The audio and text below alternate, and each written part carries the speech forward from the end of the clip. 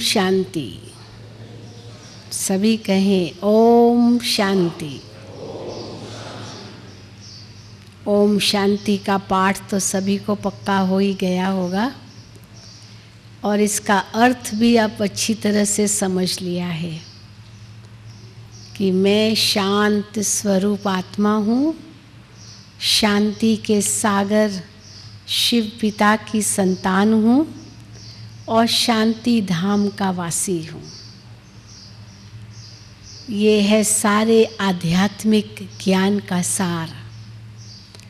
अगर ये जीवन में आ जाए तो जीवन धन्य बन जाए। तो आज सुबह हमने राजयोग के विषय में और जानकारी प्राप्त की।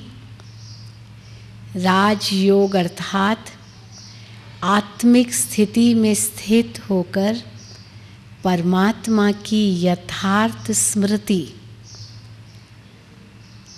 तो आत्मिक स्थिति क्या है ये भी आपने समझा। परमात्मा की स्मृति में भी यथार्थ स्मृति किसको कहेंगे वो बात हमने समझी।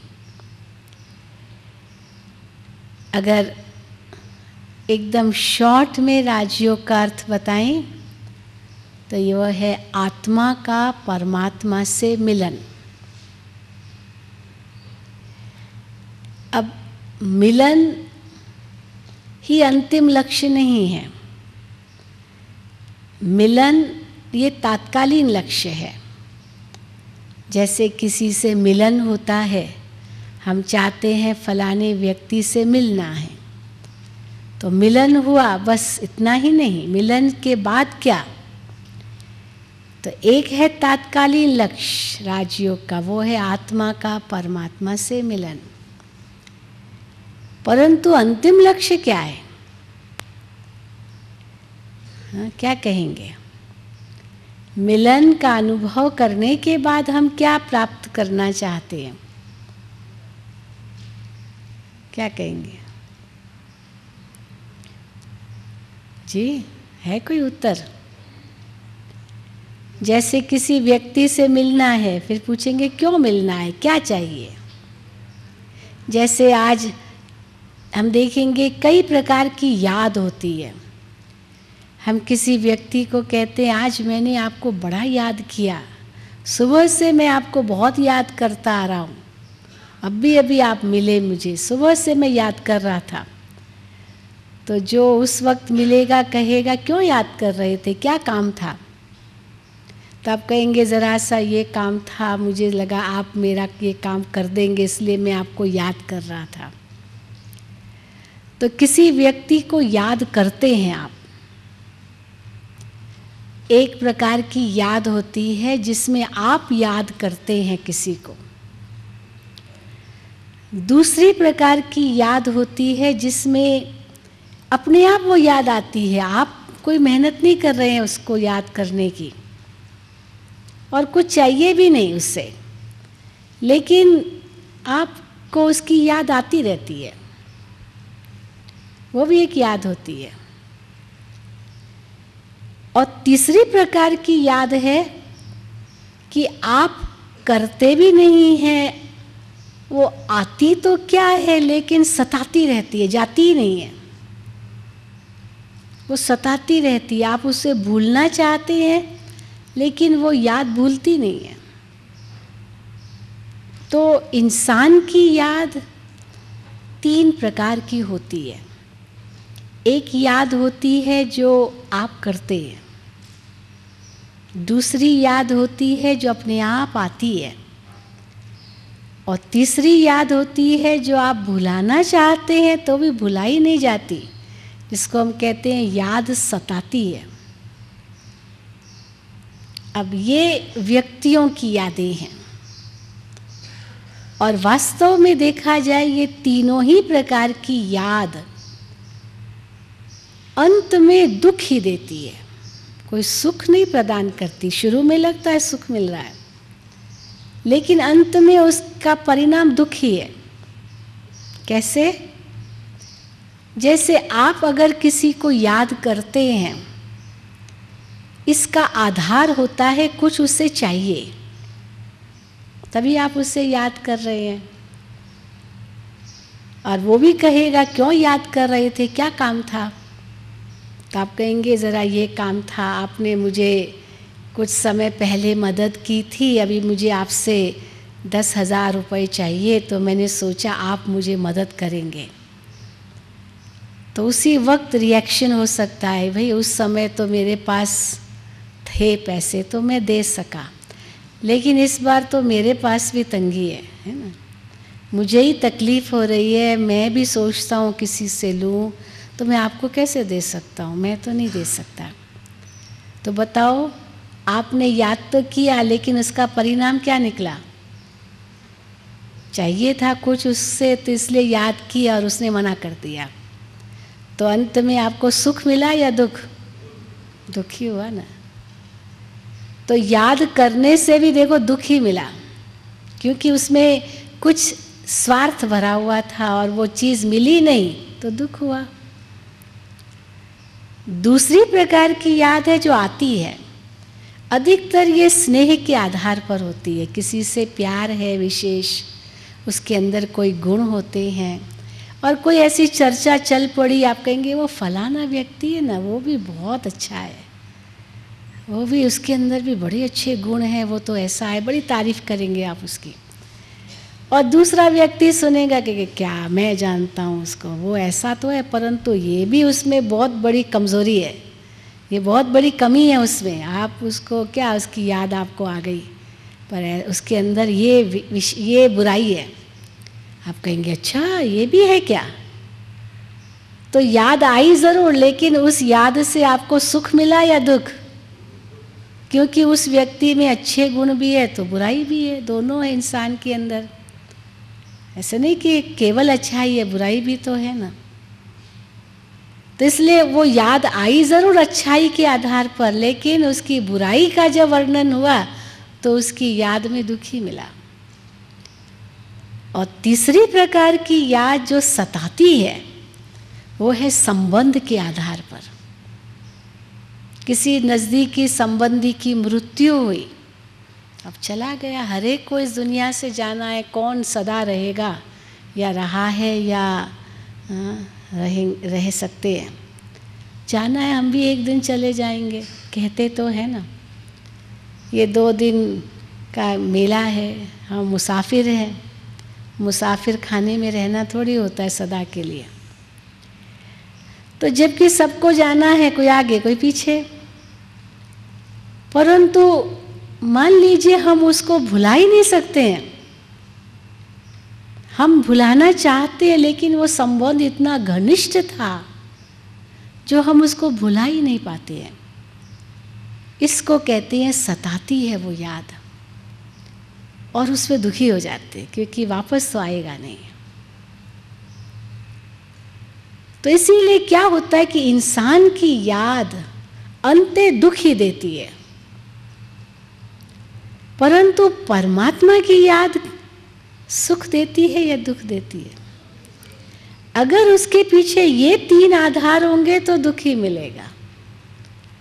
मान लीजिए अगर उसमें स्वार्थ भरा हुआ है, हम कोई मान्यता मानते हैं, सोचते हैं कि मुझे देवी जी ये देगी या ये देवता मुझे देगा, बहुत हमने मान्यता मानी, उपवास किया, व्रत रखे, बहुत कुछ किया, लेकिन फिर भी वो इच्छा पूरी नहीं हुई। तो याद किया ज़रूर उस देवी को, देवता को, उस इच्छा के लिए, पर पूरी नहीं हुई वो इच्छा। तो बताइए, वो इच्छा पूरी नहीं हुई तो दुख मिला या सुख? कहेंगे मैंने इतनी मेहनत की, इतने व्रत किए, इतने तप किए, फिर भी मेरी इच्छा पूरी नहीं हुई। तो जो हम स्वार्थवश भगवान को याद करते हैं, चलो उस वक्त तो भाड़ा मिल जाता है, थोड़ी बहुत शांति मिल जाएगी, जब व्रत रखते हैं ना शांति मिलती है, खाने पीने की इच्छा नहीं होती है।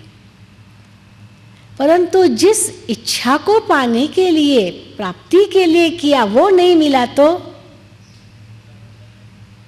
अंत में तो दुखी हुआ ना। और परमात्मा की याद कोई दुखदाई थोड़ी, वो तो सुखदाई होनी चाहिए। क्योंकि वो तो सुख का सागर है। सुख की सागर की याद तो सुख देनी चाहिए ना, न कि अंत में दुख। तो हम देखें कि परमात्मा की याद वास्तव में ये तीनों प्रकार की याद से भिन्न याद है। आने वाली याद, करने वाली याद, सताने वाली याद का तो प्रश्न ही नहीं है। आप उनको अपने से अलग करो ही क्यों? कई लोग कहते हैं कि ये ब्रह्मा कुमारियाँ परमात्मा को सर्वव्यापी नहीं मानती है। हम कहते हैं हम भगवान को अपने साथ इतना रखते हैं, इतना रखते हैं कि एक घड़ी भी हम उनको अपने से दूर नहीं करते। सर्वव्यापकता का अर्थ क्या? ये नहीं कि हाँ सब जगह है भगवान, क्या कर रहा है पता ही नहीं, कुछ कर भी रहा है या नहीं। तो सर्वव्यापकता एक भावना बहुत अच्छी है।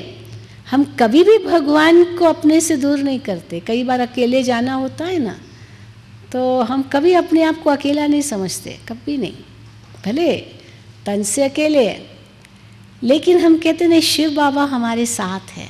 शिव बाबा माना परमात्मा हमारे साथ है, उनकी छत्र छाया, उनकी रक्षा हम पर है ही, क्योंकि वो याद की छत्र छाया है और वो हमारे साथ है, इसलिए वो हमसे अलग है ही नहीं।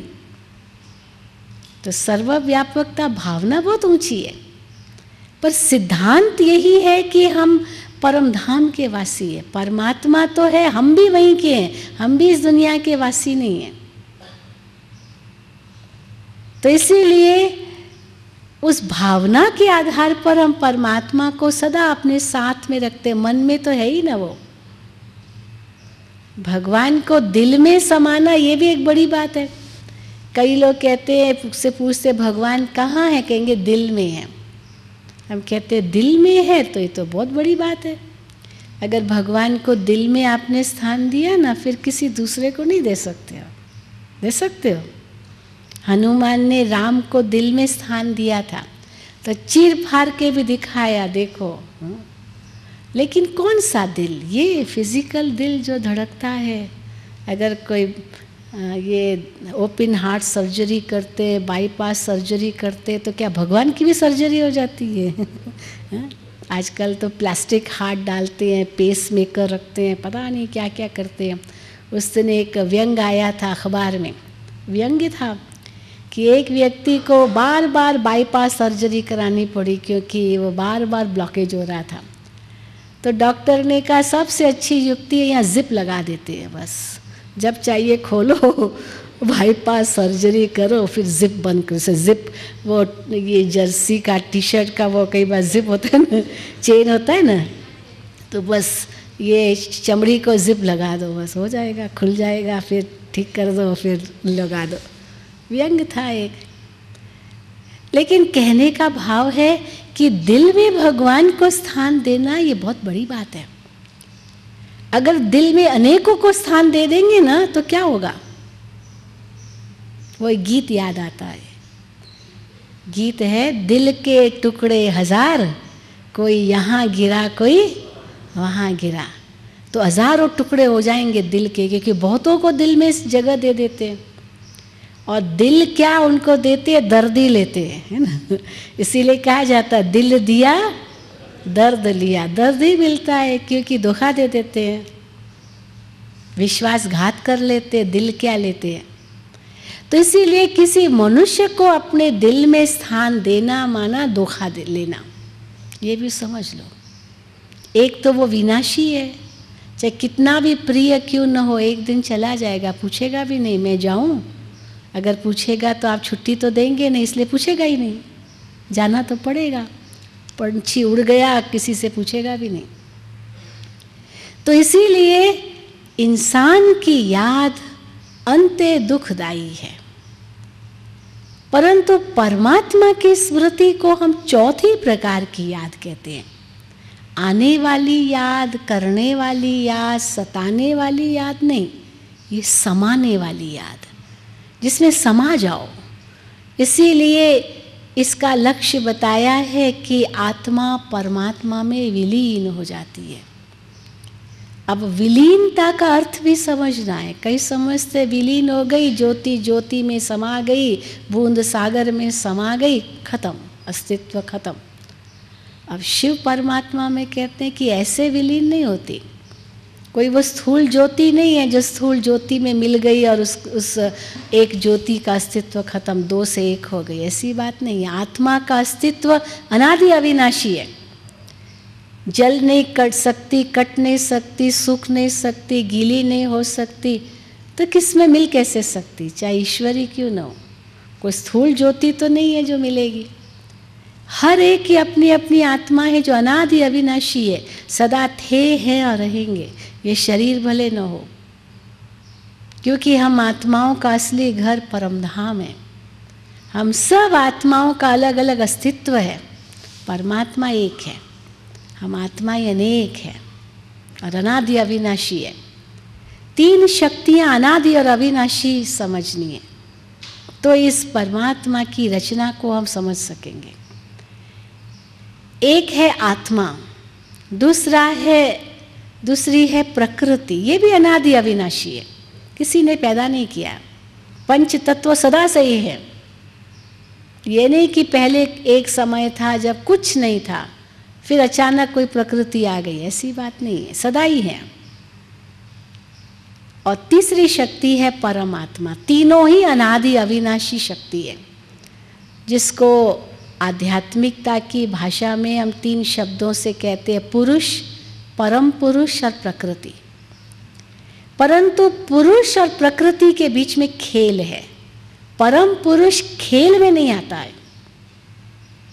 जैसे रेफरी होते हैं ना क्रिकेट मैच में, दो के बीच में होता है, तीसरा वो न्यूट्रल होता है, वो बीच में नहीं आता है। वो बता सकता है कि आउट हुआ या नहीं हुआ, वो पूरा पता है उसको सब कुछ। तो इसी प्रकार परमात्मा इस खेल में नहीं आते, उनका कर्तव्य सबसे अलग है। क्या है उनका कर्तव्य?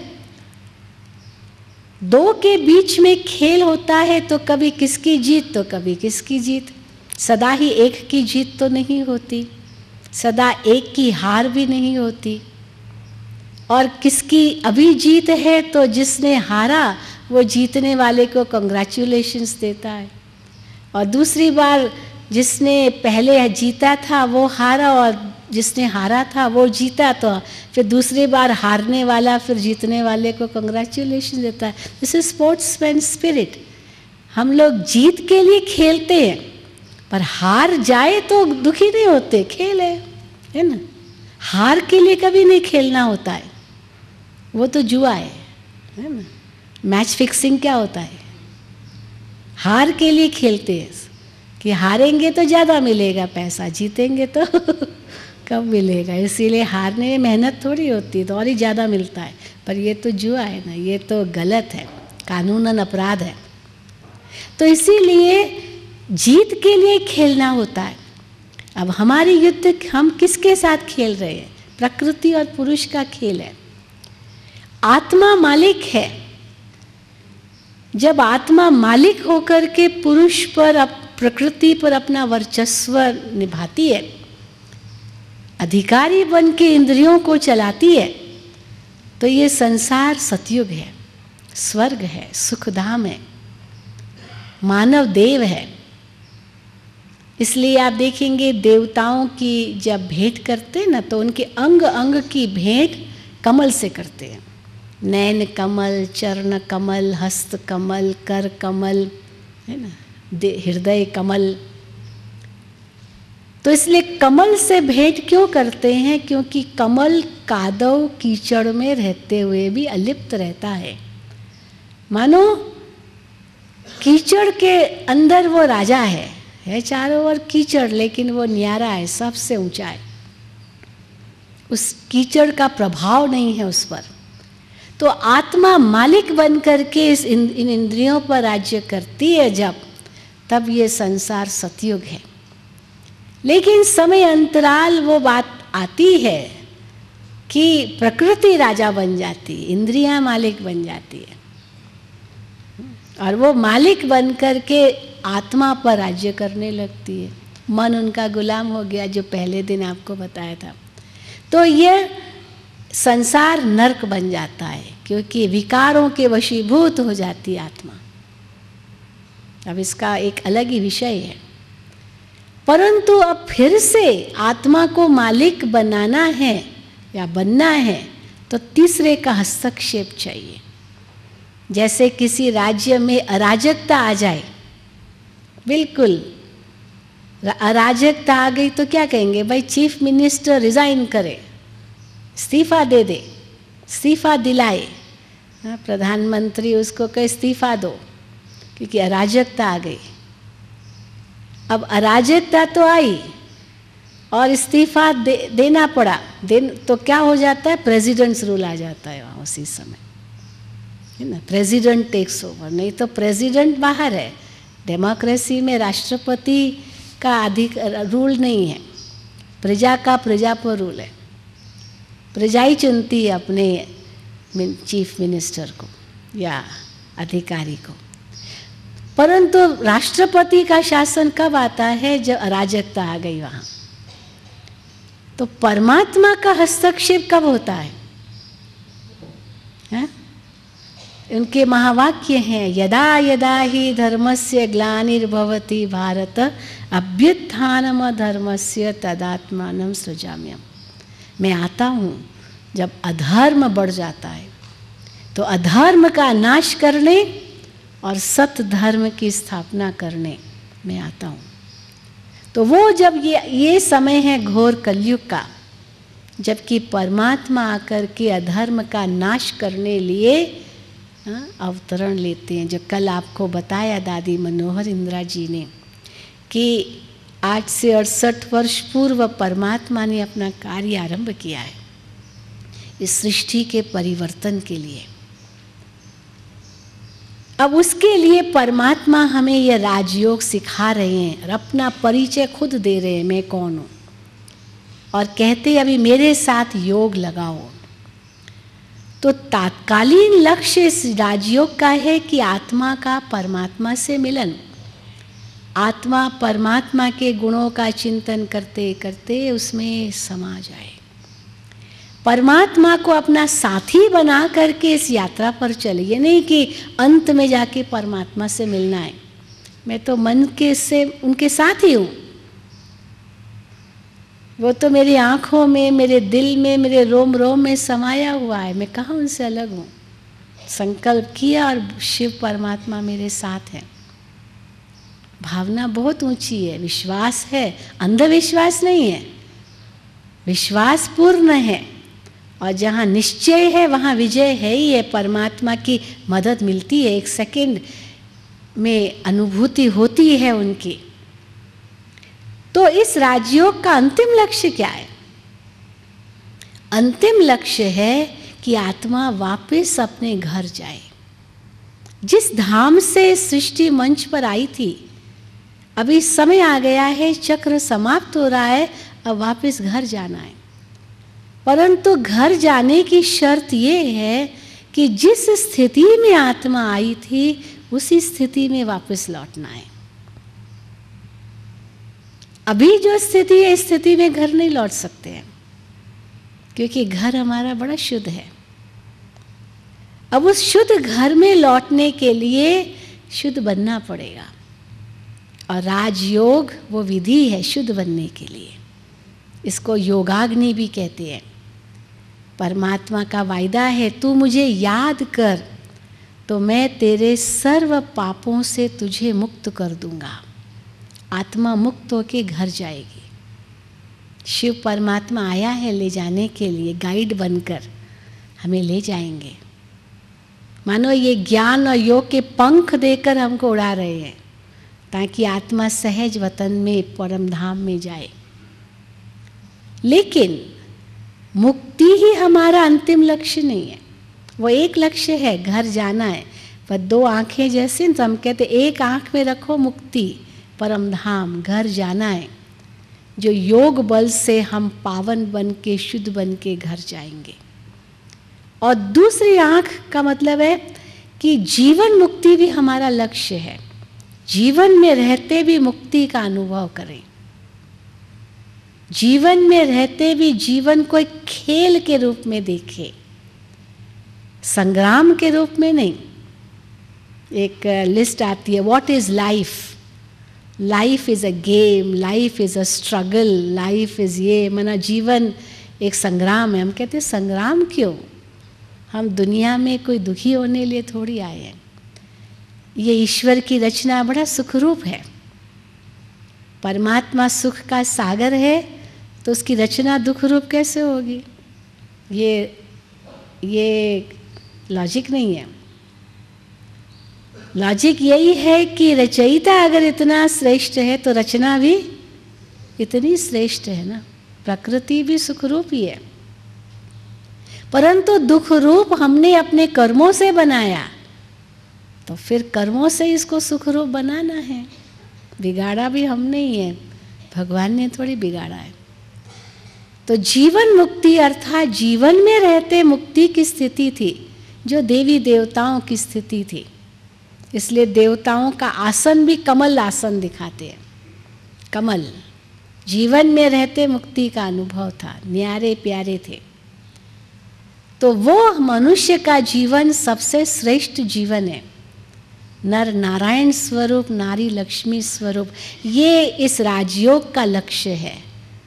तो मुक्ति में जाना है, घर जाना है और जीवन मुक्ति में आना है, उस सत्य की दुनिया में आना है जहाँ मनुष्य के अंदर दैवी गुण होंगे, मानव देव रूप होगा।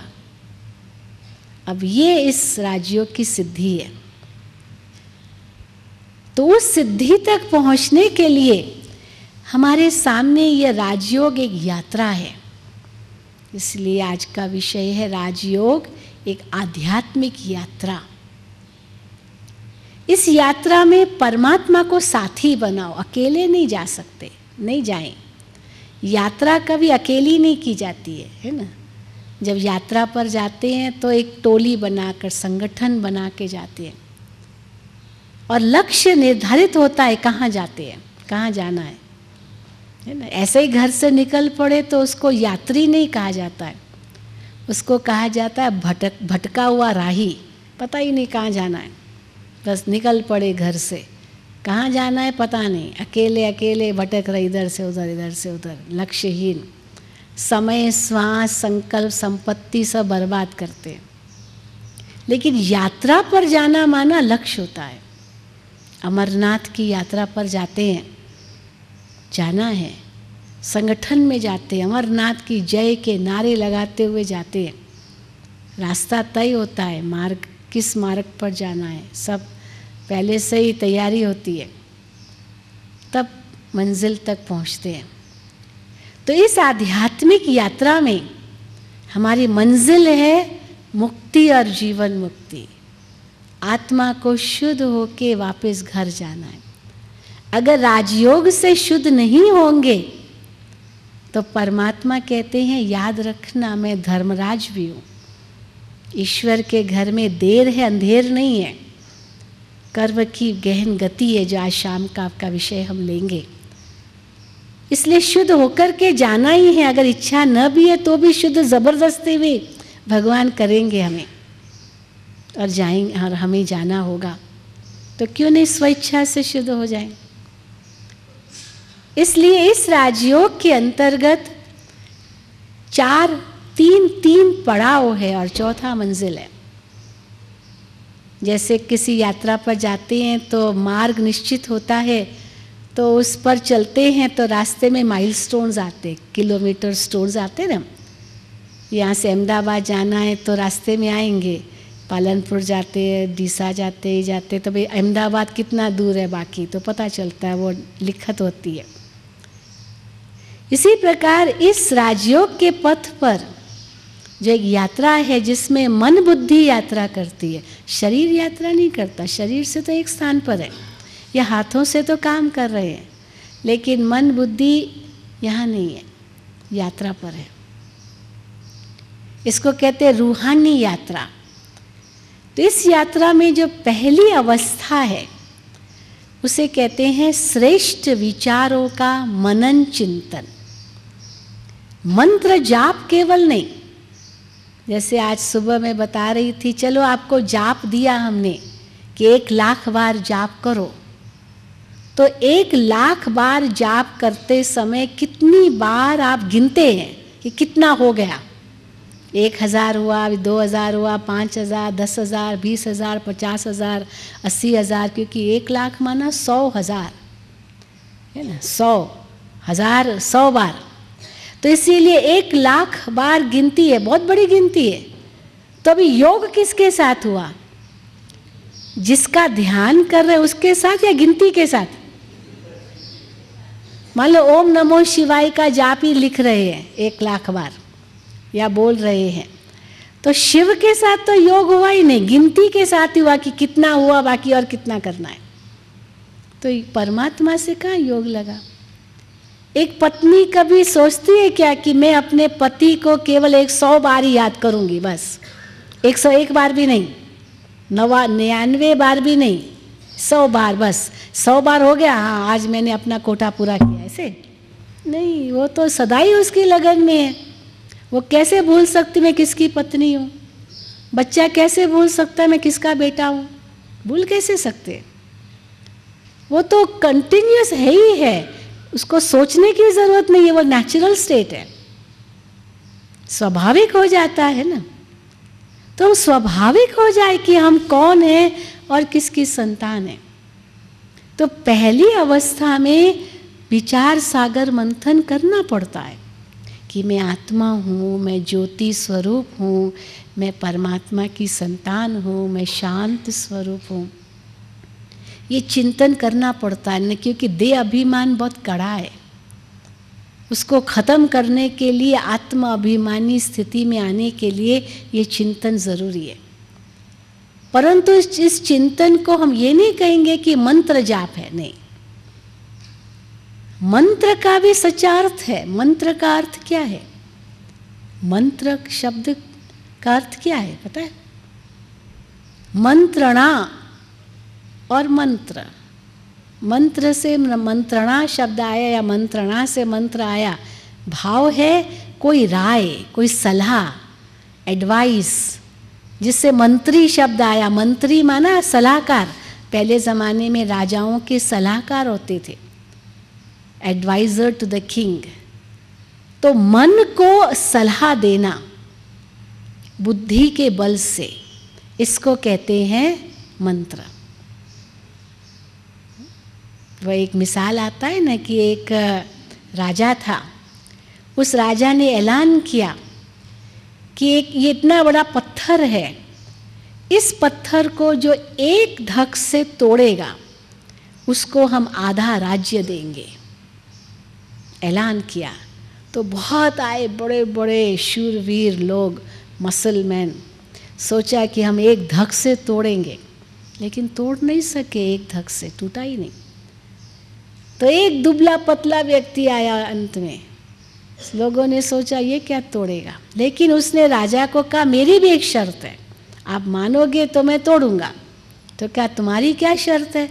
तो उस व्यक्ति ने कहा मेरी शर्त है कि एक व्यक्ति मेरे कान में कुछ कहेगा, वो केवल कहेगा, बस तोड़ूंगा मैं, हाथ में मेरे होगा हथौड़ा, और वो मेरे कान में कुछ कहेगा। तो राजा ने कहा ठीक है, पर मेरी शर्त इतनी है कि एक धक से तोड़ना है, बाकी और आगे पीछे कोई भी सहारा लो, मुझे कुछ हर्जा नहीं है। तो खड़ा रहा, हथौड़ा हाथ में उठाया, और एक व्यक्ति उस व्यक्ति के कान में कुछ कहता गया, कहता गया, कहता गया। उसमें इतनी शक्ति आ गई और एक धक से तोड़ दिया।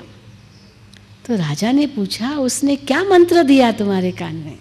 क्योंकि मंत्र कान में देते, इसलिए कान में मंत्र देते हैं, समझते उससे शक्ति आती है।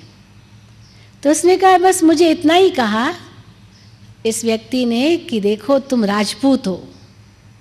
राजपूत जो भारत में होके गए हैं ना, उनकी बड़ी कहानियाँ हैं कि राजपूत कभी भी हार खा के वापस नहीं आते थे।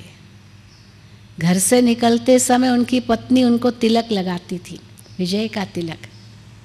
या तो जीत के आओ या तो वापस मत आओ, बस हार खाकर मुंह नहीं दिखाओ। इसलिए राजपूतों की जो वो वंश था ना वो पूरा हो गया, क्योंकि हार खा के नहीं लौटना माना ख़त्म। ऐसे ही बहुत कम है अभी। तो इसीलिए तो उसने उसको कान में कहा, तुम राजपूत हो, तुम राजपूत हो, तुम हार नहीं खा सकते हो, तो विजयी हो। तुम्हारा बाप विजयी था, तुम्हारा दादा विजयी था, तुम्हारा परदादा विजयी था, खानदान की उसको याद दिलाई। तुम्हारे खानदानी इतने महावीर थे, तुम विजयी हो, विजयी हो, विजयी हो। तो क्या हुआ होगा? हा? एकदम से ताकत आ गई और एक धक से तोड़ दिया। शक्ति नहीं थी शरीर में, लेकिन उसकी मानसिक शक्ति ने काम किया, पूर्वजों की शक्ति ने जैसे काम किया और विजयी हो गया। तो परमात्मा भी हमें क्या मंत्र देते हैं कान में? ये मंत्र है। क्या मंत्र है? ये नहीं बस खाली जपते रहो ओम शांति ओम शांति ओम शांति, ऐसे नहीं, ओम नमः शिवाय ओम नमः शिवाय ऐसे नहीं। ये चिंतन करके वो स्वरूप बन जाओ। मैं कौन हूँ? याद करो, याद करो अपने असली स्वरूप को। ये देह भान से न्यारे हो जाओ, अपना घर याद करो। तो इसीलिए पहला जो पड़ाव है वो है श्रेष्ठ विचारों का मनन चिंतन। लेकिन इस स्थिति में अशुद्ध विचार भी आएंगे मन में, क्योंकि अभ्यास नहीं है ना, देह अभिमान का अभ्यास ज़्यादा है, वो स्वाभाविक हो गया है। और आत्मा अभिमान का स्वाभाविक वो स्मृति नहीं है, वो लानी पड़ती है। इसलिए चिंतन में मेहनत लगेगी। बीमारी बहुत गहरी है। जैसे कोई ऐसी गहरी बीमारी होती है ना, तो होम्योपैथी जो लेते हैं उनको कहते हैं डॉक्टर कि ये बहुत पुरानी बीमारी है, इसलिए ये बीमारी ऐसे नहीं जाएगी, ये दवाई देता हूँ, हो सकता है ज़्यादा हो जाए, पर घबराना नहीं। क्यों नहीं घबराना? क्योंकि ये जड़ से ख़त्म हो जाएगी। इसीलिए ये बड़ी एक्यूट पुरानी बीमारी है। तो इसीलिए ये देह अभिमान की बहुत कड़ी बीमारी है, विकारों की बहुत कड़ी बीमारी है। 2 युग से ये बीमारी चली आ रही है विकारों की। अब इससे छुटकारा पाने के लिए हमारा चिंतन बहुत ऊंचा चाहिए। अगर बुरा चिंतन आता है, कोई अशुद्ध आता है तो नहीं, जैसे ब्रेक लगाते हैं ना, जोर से ब्रेक लगाते हैं, नहीं तो एक्सीडेंट हो सकता है, तो नहीं। और उसी वक्त हम उस अशुद्ध चिंतन से न्यारे हो जाएंगे। और जैसे जैसे इसमें अभ्यास बढ़ाते जाएंगे तो पहले से ही पता चलेगा ये अशुद्ध चिंतन आ रहा है, तो डाइवर्ट कर दो। जैसे थोड़ी प्रैक्टिस हो जाती है ना, तो वहाँ रुकना नहीं पड़ता है, दूर से ही साइड ले लेते हैं ताकि उस तक आप आए ही नहीं। ब्रेक लगाने की ज़रूरत ही नहीं पड़े ज़ोर से, बस साइड से ही चेंज कर देते हैं। तो ये अशुद्ध विचार मन में सताते रहेंगे, क्योंकि देह अभिमान है, विकारों का प्रभाव है, और उसको जीतना है हमें। ये हमारे दुश्मन है। प्रकृति आज मालिक बन गई, अब उसको गुलाम बनाना है। तो उसके लिए पहला पड़ाव है श्रेष्ठ विचारों का मनन चिंतन। और धीरे धीरे आप देखेंगे आप अपने विचारों पर कंट्रोल कर सकेंगे। जो आप विचार मन में लाना चाहेंगे वो ही आएंगे। ये नहीं है कि कई बार होता है हम सोचते हैं किसी बात को भूलें और हम भूल ही नहीं सकते। फिर हम चाहते हैं कि किसी बात को याद करें, याद ही नहीं आता है। कई बार ऐसे होता है, उन्हें पता नहीं क्या उसका नाम है, भूल गया। हाँ, किसी का नाम तो भूलता ही नहीं और किसी का नाम याद ही नहीं आता है। तो इसीलिए परमात्मा कहते हैं वो नहीं, वो हमारी कमजोरी हो जाती है। परंतु जिसको हम याद करना चाहे वो याद आ सके, और जिसको भूलना चाहे भूल सके या नहीं, कि वो सताता रहे, नहीं, भूलना ही पड़ेगा। तो इसलिए किसकी याद में हमको प्राप्ति है वो तो सोचो। परमात्मा की याद में प्राप्ति है। तो दूसरी स्थिति में हम भगवान से बातें करते हैं। इसको कहते हैं दूसरी अवस्था, रूह रिहान। परमात्मा से वार्तालाप करना। अब आप कहेंगे हम भगवान से बातें तो करते हैं, करते हो भगवान से बातें, आप हमको कौन सा नया वार्तालाप सिखाएंगे? कौन करते हैं भगवान से बातें? हाथ उठाओ। बस 2-4 लोग, बाकी भगवान से बातें ही नहीं करते हो। इंसान से ही बातें करते हो, अपने आप से करते हो कि वो भी नहीं? अपने आप से करते हो? राजयोग में अपने आप से बात करना भी हम सीखते हैं। कैसे अपने आप से बात करो, मैं कौन हूँ, मैं कहाँ से आया हूँ, मैं क्यों आया हूँ, जवाब दो अपने आप को, तो जागृत अवस्था आएगी। फिर भगवान से बातें करो। हम करते हैं, ऐसा नहीं कि नहीं करते हैं, लेकिन समझ बिना करते हैं। पता है भगवान से कैसे बातें करते हैं? मांगते हैं कुछ तो बातें ही करते हैं ना। हे भगवान ये दो, वो दो, बच्चा दो, मकान दो, नौकरी दो, प्रमोशन दो, कार दो, हाँ ये दो, वो दो, मांगते हैं ना। तो ये भगवान से बातें नहीं है। कीर्तन करते हैं, भजन गाते हैं, स्तुति गाते हैं, ये भगवान से बातें ही तो है कि नहीं? नहीं है क्या ये? तो कैसे कहते नहीं करते हैं? पता ही नहीं था कि ये भगवान से बातें बात करना है। तो बात तो हम सब करते हैं, लेकिन कई कहते हैं कि भगवान से बात तो हम करते पर भगवान का जवाब नहीं आता। जवाब आता है? जिसको जवाब आता है वो हाथ उठाए। हाँ, केशव भाई कहते आता जी। जवाब नहीं आता है ना, मन को शांति मिलती है, जवाब नहीं आता है। अच्छा, मैं आपको बताती हूँ। कई कहते हैं जवाब नहीं आता, हम कहते इसका कारण क्या जवाब नहीं आता? जवाब आना चाहिए। तो कई कहते जवाब पता नहीं उस तक मेरा आवाज़ पहुँचता भी है या नहीं। हम कहते हैं जवाब नहीं आता है, इसके 3 कारण हैं। एक कारण है या तो कनेक्शन लगा ही नहीं। हाँ, हम टेलीफोन पर बात करना चाहते हैं, वो टेलीफोन लगा ही नहीं, हम ही बात कर रहे तो वो सुन ही नहीं रहा है, तो जवाब क्या देगा? कनेक्शन ही नहीं लगा, जुड़ा ही नहीं कनेक्शन। दूसरा कारण होता है जवाब ना आने का कि हम ही बोले जा रहे हैं, हम ही बोले जा रहे हैं। रुको तो जवाब आए ना। लॉन्ग डिस्टेंस कॉल जब होते ना तो वो बहुत इसमें ना हमको रुकना पड़ता है, नहीं तो आवाज़ टकराता है। अमेरिका करते ना, कहाँ करते हैं तो आवाज़ कई बार टकराते तो रुकना पड़ता है जवाब लेने के लिए। तो हम रुकेंगे तो जवाब आएगा ना। अगर मैं ही बोलूँगी तो जवाब कहाँ से आएगा? अच्छा, तीसरा कारण क्या है जवाब ना आने का? कि जो हम बात करें ना वो उनको पसंद नहीं है। समझ गए? जैसे कई बार होता है ना, पति पत्नी है, पत्नी बोलती जा रही है, पति जवाब ही नहीं देता है। वो समझ जाती कि ये नाराज़ है मेरे से हाँ? और वो भी समझता है अगर मैं एक शब्द बोलूँगा तो 10 सुनना पड़ेगा, इसलिए शांति रहना ठीक है पसंद नहीं है जो वो कहती है। कई बार उल्टा भी होता है, हाँ वो बोलता है वो सुनती नहीं है, तो पसंद नहीं है, बोलेगी तो झगड़ा हो जाएगा, इसलिए शांत रहना। 1 चुप 100 सुख, एक कहावत है, 1 चुप 100 सुख। हाँ ठीक है, बस शांत रहना। तो भगवान सुनता क्यों नहीं है? पर जवाब नहीं देता क्योंकि उसको पसंद नहीं है जो हम बोल रहे हैं। ये कभी ये भी सोचा भगवान को क्या पसंद है क्या नहीं पसंद है? या जो हमें पसंद है वो उसको पसंद होगा ही ऐसे? क्या उसकी भी कोई पसंदगी है?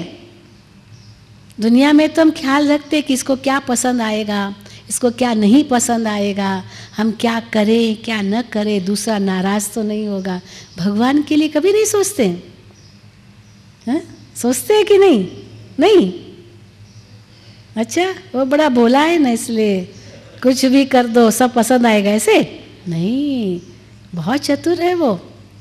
क्योंकि भगवान कहते तुम 1 हाथ से दोगे तो 10 हाथ से मिलेगा, 1 कदम तो मेरे आगे आओगे तो मैं 10 कदम आगे आऊँगा, हिम्मत रखोगे तो मदद मिलेगी। तो सौदा है ना पक्का, कैसे ही देता रहेगा वो। हाँ क्या समझते?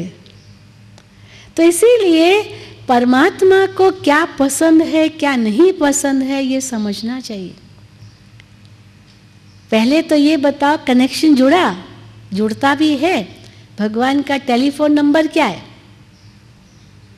हाँ? देखो, जब हम लोकल कॉल करते हैं ना तो नंबर घुमाते हैं, 5 नंबर 6 नंबर जितने नंबर होते हैं।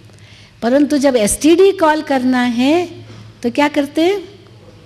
0 लगाते हैं। 0 लगाना पड़ता है, तभी 0 लगाने से लोकल जो नंबर है ना वो कट जाते हैं, और फिर जो उस शहर का नंबर का कोड नंबर जो होता है वो लगाना पड़ता है 0 करने के बाद। और आईएसडी जब करते हैं, इंटरनेशनल कॉल करते हैं, तो दूसरा 0 भी लगाना पड़ता है।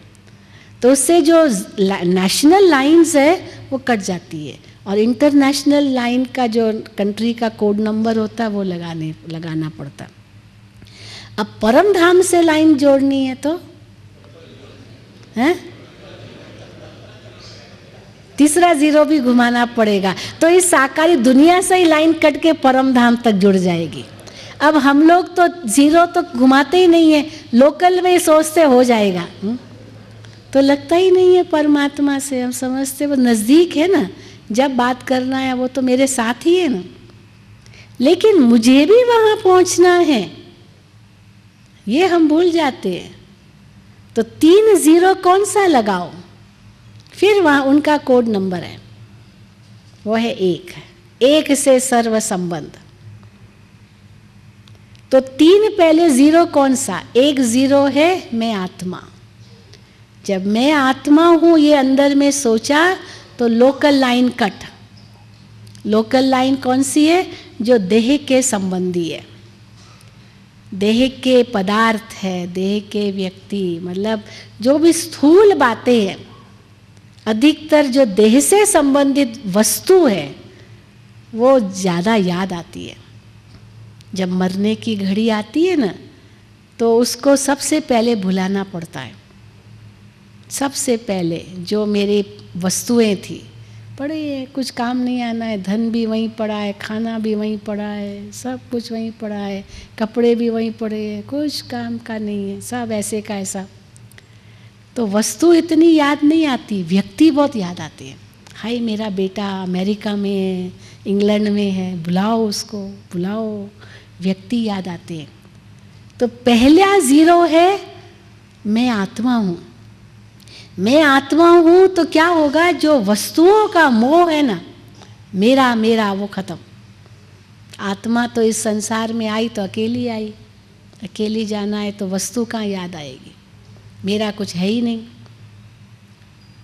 फिर दूसरा 0 माना परमात्मा भी 0, वो भी एक बिंदु है, और उस बिंदु में सिंधु की शक्ति, परम शक्ति है। अब उसको पहचानो। तो व्यक्तियों की शक्ति तो उसकी भेंट में कुछ है ही नहीं। तो तुरंत मन हमारा परमात्मा में जब चला जाएगा तो व्यक्तियों की यादें भी खत्म। उसकी शक्ति को पहचानो। और तीसरी बात क्या याद आती है? कई बार वस्तु भी याद नहीं आते, व्यक्ति भी याद नहीं आते, तीसरी बात याद आती है, पता है क्या? बातें, घटनाएं। 10 साल पहले मेरे साथ ये हुआ था, 20 साल पहले मुझे ये हुआ था, ये हुआ था, वो हुआ था। अब लोग कहेंगे भूल जाओ, क्या पुरानी बातों को बैठ के याद करते, लेकिन वो पुरानी बातें भूलती नहीं। कईयों को हमने देखा है, वो पुरानी बातें बैठ के सोचते रहेंगे, अरे क्या पड़ी है, भूल जाओ ना, लेकिन नहीं। तो इसीलिए क्या हम लोग भी क्या सोचते हैं, वो बीती बातों को याद करते रहते। भगवान याद कहाँ आता है? अब उसके लिए परमात्मा ने कहा तीसरा 0 लगाओ। तीसरा 0 कौन सा? गीता का सार है। क्या है? जो हुआ अच्छा हुआ, जो हो रहा है अच्छा हो रहा, जो होगा वो अच्छे से अच्छा होगा। इसीलिए चिंता किस बात की, सोच किस बात का, सब अच्छा है। तो ये 3 0 लगा दिया, फिर सब संबंध एक परमात्मा के साथ। माता पिता बंधु सखा स्वामी सतगुरु साजन सब वो मेरा एक ही है। एक के साथ सब संबंध, ये उनका कोड नंबर है, एक बिंदु और एक, बस। इसके अलावा दूसरा हिसाब ही नहीं है भगवान के लिए, जरूरत भी नहीं है। तो इसीलिए परमात्मा हमें क्या कहते हैं कि सब संबंध मेरे साथ जोड़ो, मुझे ही सर्व संबंधों से याद करो, सर्व धर्मान परित्यज माम एकम शरणम व्रज। ये देह और देह की जो भी बातें हैं उन सब से न्यारे होकर मेरी शरण में आओ। ये भगवान के महावाक्य हैं, यही राजयोग है।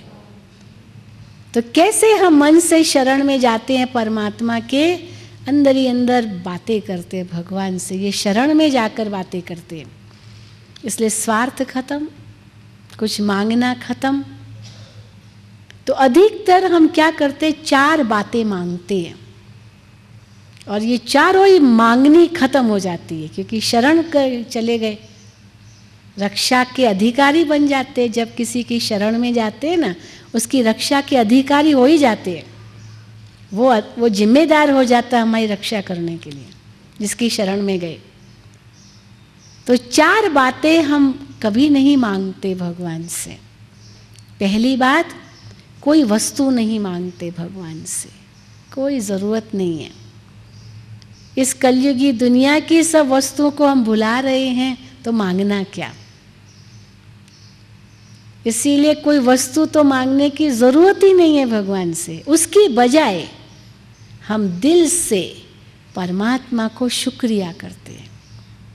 शिव बाबा, आपने जो कुछ दिया है अमानत संभालने के लिए, उसका धन्यवाद। आपने मुझे लायक समझा, जो मुझे ये अमानत दी है संभालने के लिए। मैं इस अमानत का कभी ख़यानत नहीं करूँगा। आपका समझ कर ट्रस्टी होकर के इसे संभालूँगा। मैं शिव बाबा से बातें करूँ और धन्यवाद करूँ कि लायक समझ करके जितना दिया उसकी अमानत समझ के मैं उसका उपयोग करूँ। अब ये बात है पहली बात, अन्य वस्तु मांगने की नहीं। इसीलिए इंग्लिश में कहते हैं what you get is what you deserve, what you deserve is what you need. I mean what you get is what you deserve. जो आपको चाहिए वही आपको मिलेगा, जो आपको नहीं चाहिए वो आपको मिलेगा भी नहीं। Not what you desire, you get what you deserve, not what you desire. जो नहीं मिल रहा है मानो मुझे आवश्यक ही नहीं है। तो इसीलिए जो है उसका धन्यवाद करो, ये पहली बात। दूसरी बात, कई कहते हैं हम भगवान से कोई वस्तु नहीं मांगते। हम कहते हैं ठीक है, अच्छी बात है, वस्तु नहीं मांगते हो तो क्या मांगते हो। तो कहते बस भगवान से, हम कहते बस भगवान शक्ति दो, शांति दो। हाँ, बस भगवान से हम शक्ति और शांति मांगते हैं। तो परमात्मा कहते ये भी मांगने की चीज़ नहीं है, ये तो अधिकार से लेने की चीज़ है। आप हो ही वो स्वरूप, तो मांगते क्या हो। जो चीज़ है ही आपके पास, आप बाहर से कहाँ से लेंगे।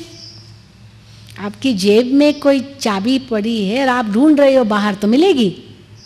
जेब में ढूंढो ना। तो वो शांति तो आपकी ही चीज़ है, ये मांगने की चीज़ ही नहीं है। आप तो अधिकारी हो इसके, और आपके साथ है शिव बाबा, तो आप तो अधिकार से अनुभव कर सकते हो उनके सानिध्य में। तो किसकी संतान हो।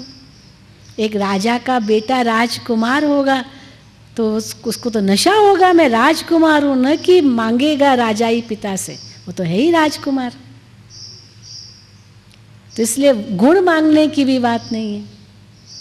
तो कई फिर तीसरी चीज़ मांगते हैं भगवान से।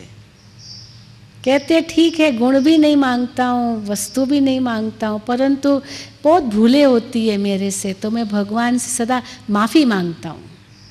हे भगवान, मुझे माफ़ कर दो, मैंने बहुत भूले की है, मेरी भूलों को मत देखो, क्षमा कर दो, क्षमा कर दो। अब भगवान कहते केवल क्षमा ही मांगते रहेंगे तो सुधरेंगे कब?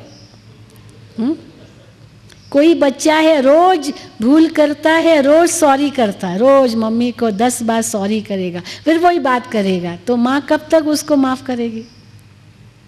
सुधारना नहीं है क्या माँ को? तो ये सज़ा भी देनी पड़ेगी, आँख भी दिखानी पड़ेगी, नहीं तो कैसे सुधरेगा? तो अगर हम सोचते बस भगवान से माफ़ी मांगते रहो और भगवान माफ़ कर देगा, ये हम अपने आप को धोखा दे रहे हैं। क्योंकि कर्म जैसा करेंगे फल तो मिलेगा ही। भगवान कर्म में हस्तक्षेप नहीं करता। ये हम कभी अपने आप को धोखे में न रखें कि माफ़ी मांग ली तो भगवान ने दे दी माफ़ी। तो चलो भूल हो गई तो क्या करो, माफ़ी नहीं मांगो। हम कहते माफ़ी मांगो परंतु माफ़ी तक ही मत रहो। माफ़ी मांगने का मतलब है कि जो सच्ची बात है वो भगवान को सुनाओ, छिपाओ नहीं, छिपा नहीं सकते हो। हम न भगवान से छिपा सकते हैं न अपने आप से छिपा सकते हैं। मैं भी जानता हूँ, वो भी जानता है। तो इसलिए जो सच्ची बात है वो भगवान को ज़रूर बताओ। अगर सच बताएंगे तो आधी सज़ा माफ़ हो सकती है सच बता करके, लेकिन उसके साथ संकल्प भी भगवान के आगे करो कि ये भूल मैं फिर कभी नहीं करूँगा, तो देखो आधी माफ़ होगी, बाकी आधी की तो मिलेगी सज़ा, क्योंकि कर्म तो किया है ना। आज नहीं तो कल, कल नहीं तो परसों, परसों नहीं तो अरसों, एक जन्म में नहीं तो दूसरे जन्म में। कर्म की गति बड़ी गहन है। तो बदल जाओगे तो सज़ा कम हो जाएगी। ये भी बहुत बड़ी बात है। तो इसलिए तीसरी बात, केवल माफ़ी मांगना ही सब कुछ मत समझो।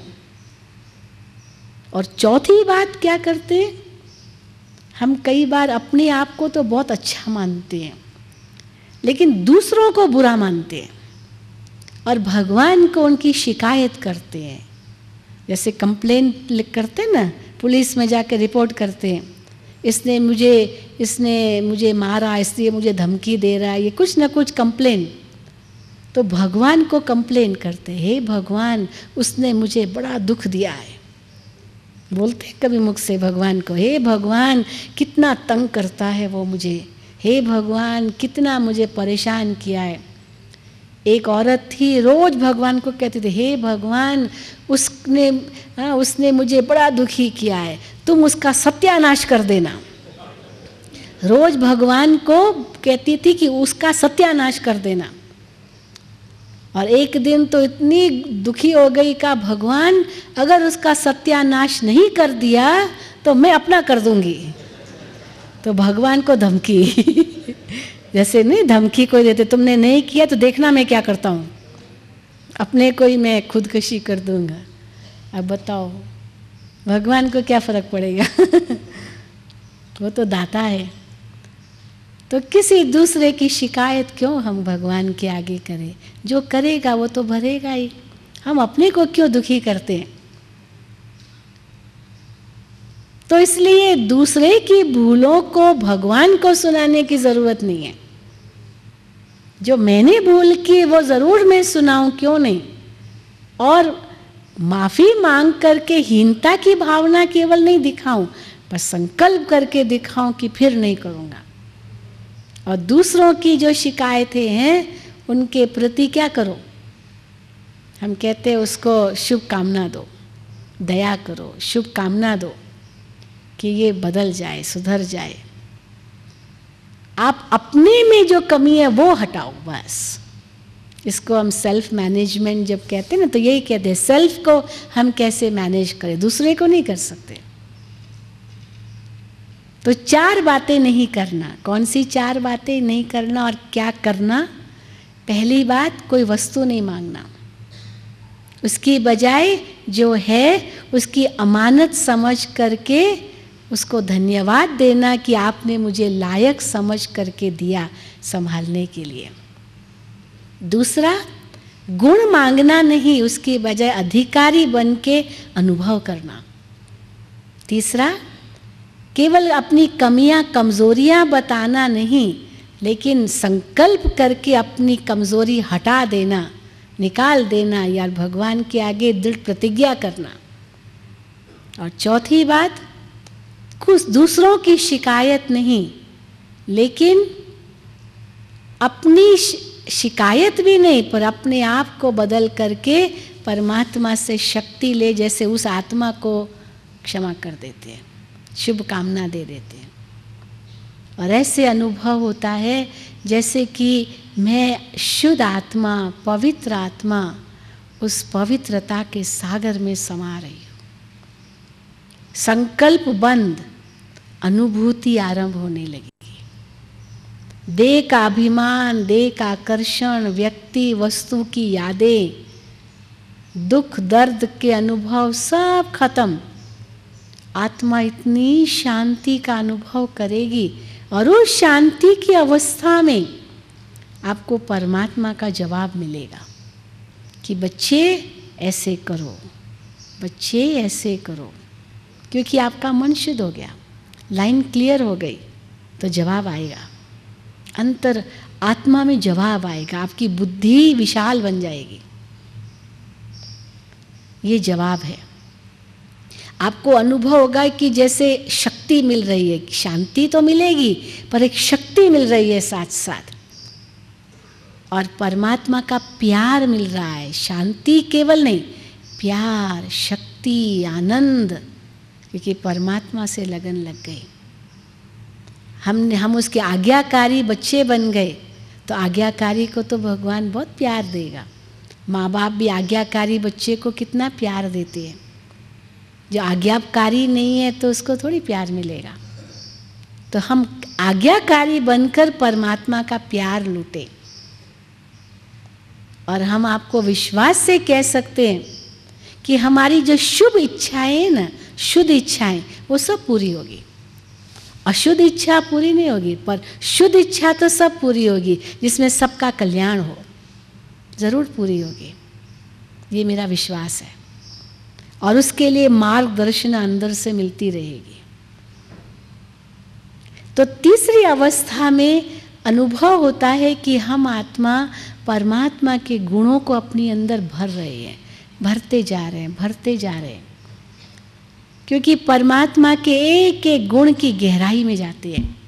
मैं शांत स्वरूप आत्मा, शांति के सागर पिता की संतान, और चले जाओ शांति की गहराई में। तो शांति की गहराई में जाने से क्या होगा? वो शांति की शक्ति मेरे में समा जाएगी, और समाते समाते समाते वो एकाग्रता की शक्ति से चौथी अवस्था आती है, जिसको कहते हैं बीज रूप की अवस्था, बिंदु की अवस्था।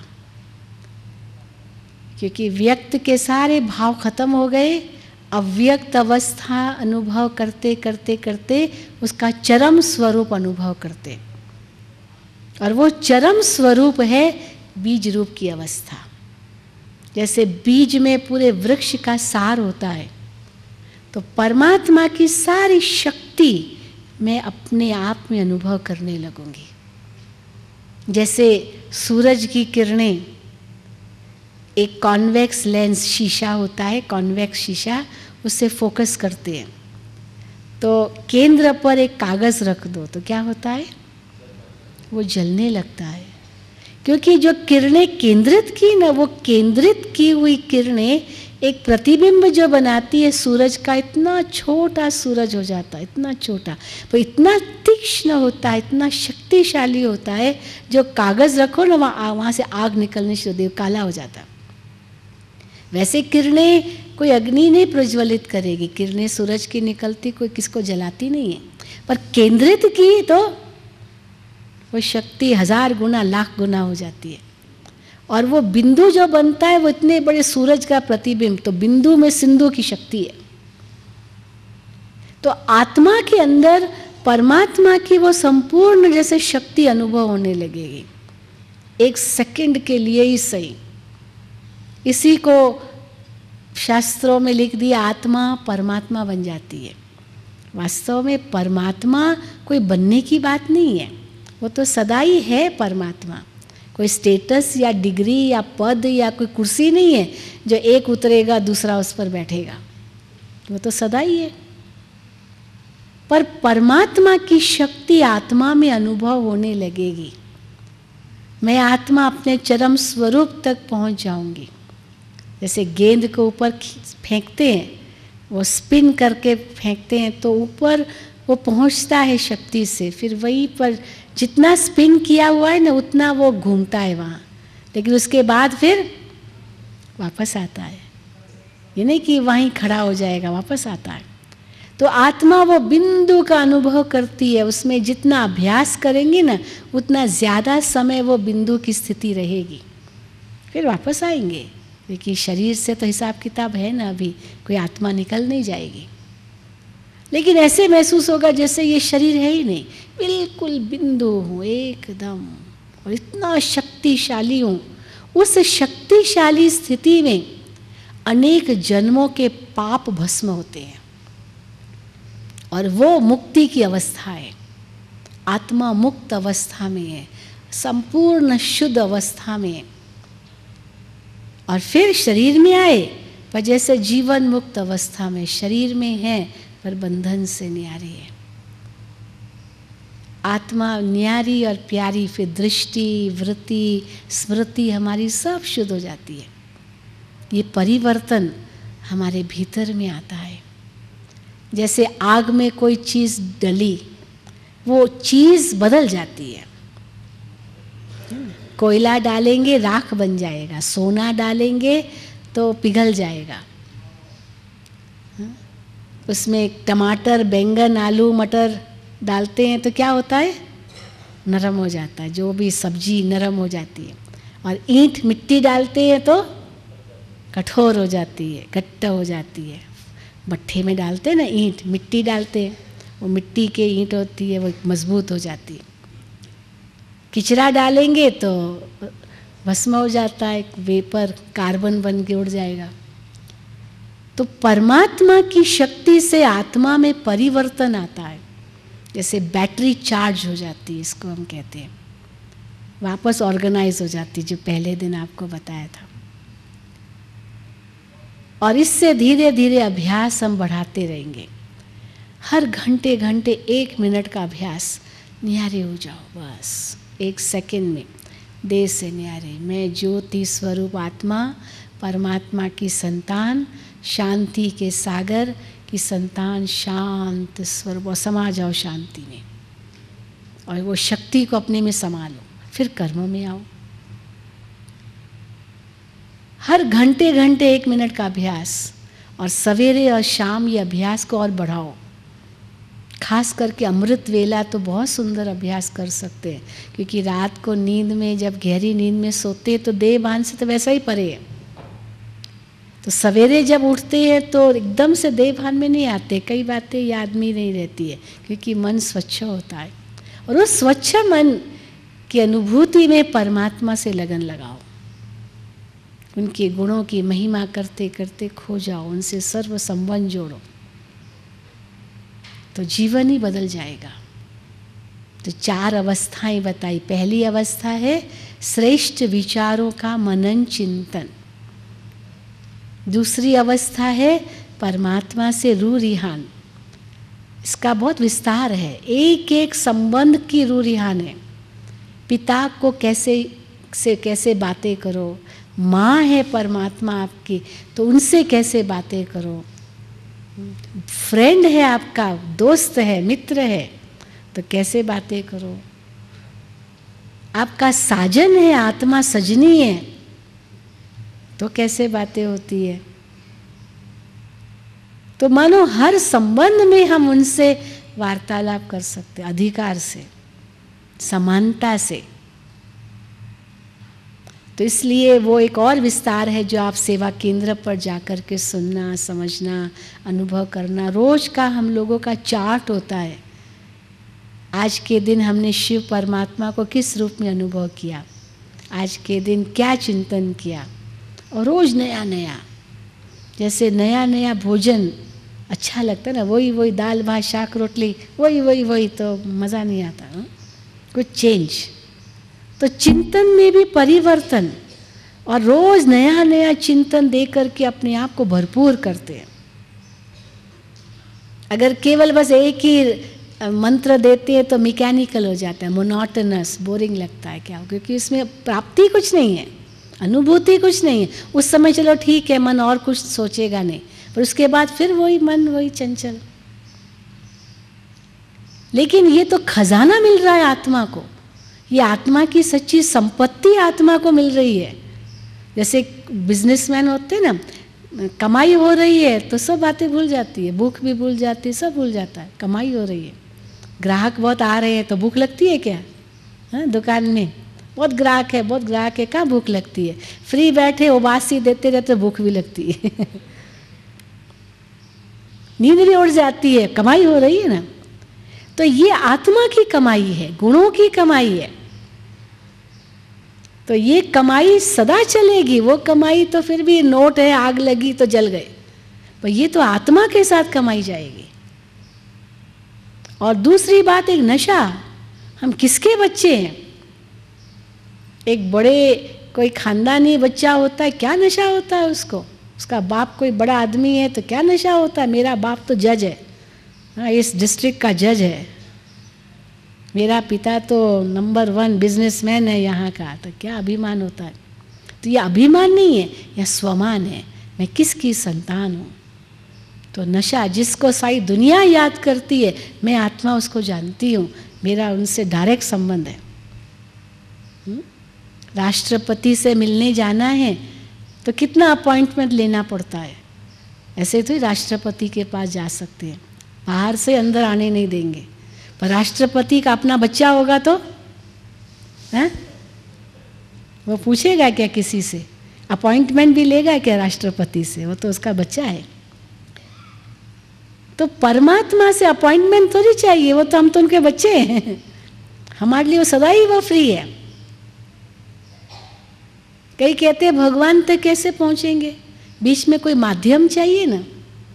हम कहते हैं माध्यम तब तक चाहिए जब तक उसकी पहचान नहीं थी, अब पहचान मिल गई फिर भी माध्यम चाहिए।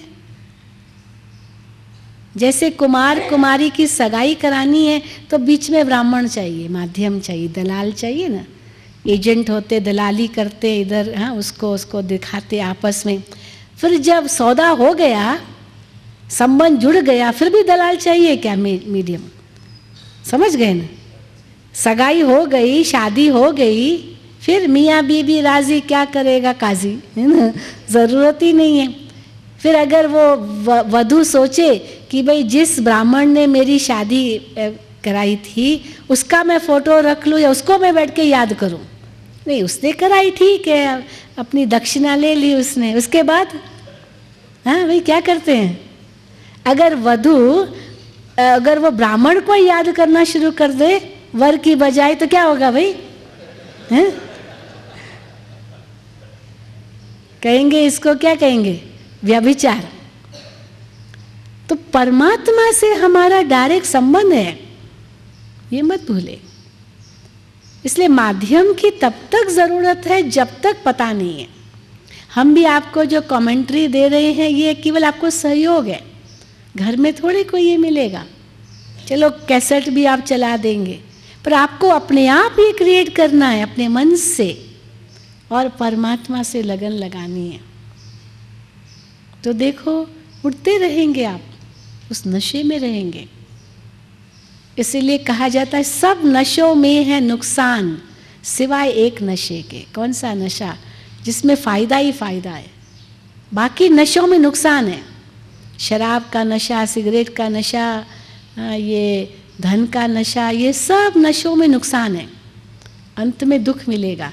पर एक नशे में फ़ायदा ही फ़ायदा है। कौन सा? है ईश्वरीय नशा, नारायणी नशा।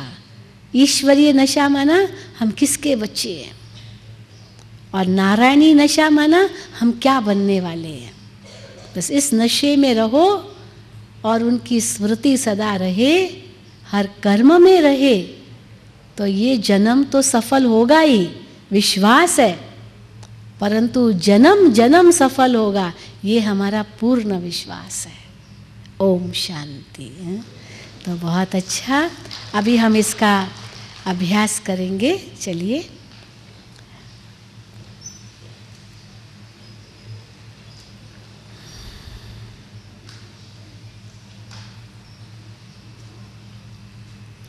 ये लाल प्रकाश हमें फिर से संकेत देता है कि अब अपने विचार इस साकारी दुनिया से हटाकर परमात्मा में लगाओ। सीधा बैठेंगे, पर उतना ही अंगों को ढीला भी छोड़ेंगे, हल्के भी बनेंगे। तन से न्यारे बनकर मन बुद्धि से उड़ जाओ, 5 तत्वों से पार, छठे तत्व में, अखंड ज्योति के महतत्व में, और उस सुनहरे लाल प्रकाश के महतत्व में मैं चमकता हुआ सितारा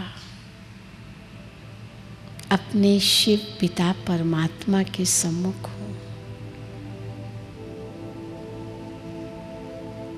जो रूप में ज्योतिर्बिंदु है।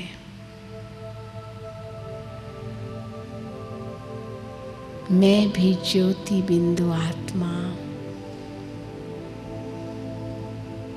अपने पिता के सम्मुख हूँ।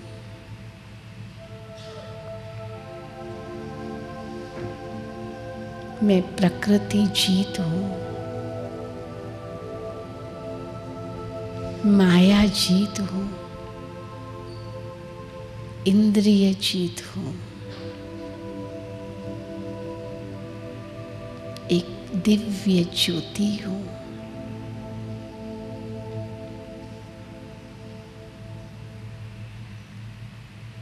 मेरे चारों ओर सुनहरा प्रकाश है। इस प्रकाश के बीच मैं ज्योति बिंदु आत्मा एक दिव्य प्रकाश को देख रही हूँ, मन की आँख से।